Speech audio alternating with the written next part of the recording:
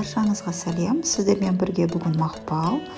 Қазір біз С дәруменіне өте бай, сондай дәмді апельсиннан тосап қайнатамыз.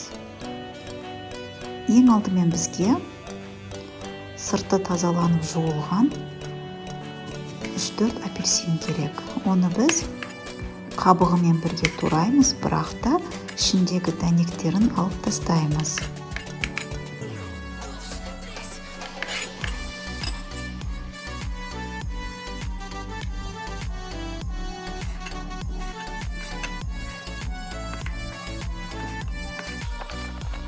Содан кейін бізге 1 штук лимон керек.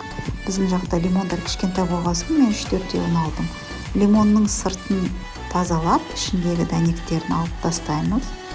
Одан кейін екеуін бірге қосып, блендердан өткіземіз. Блендердан екеуін өткізілгеннен кейін бір кесеге саламыз. Тура сондай кесемен 1 к 1 қант қосамыз.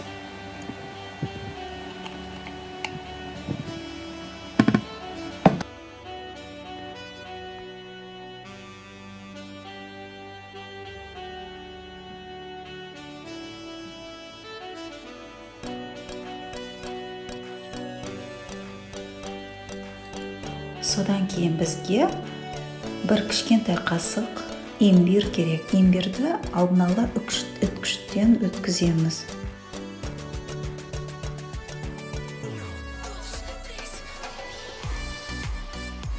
Жаңағы блендерден өткізілген апельсин мен қантты араластырып, кішкене 30 минуттай қойып қоямыз.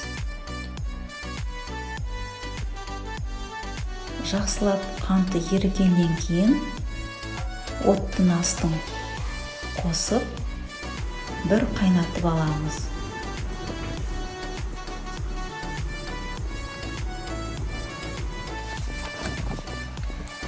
Қайнап жатқан вареньеға жаңағы бір қасық имбирімізді қосып, тағы да 5 минут қайнатамыз.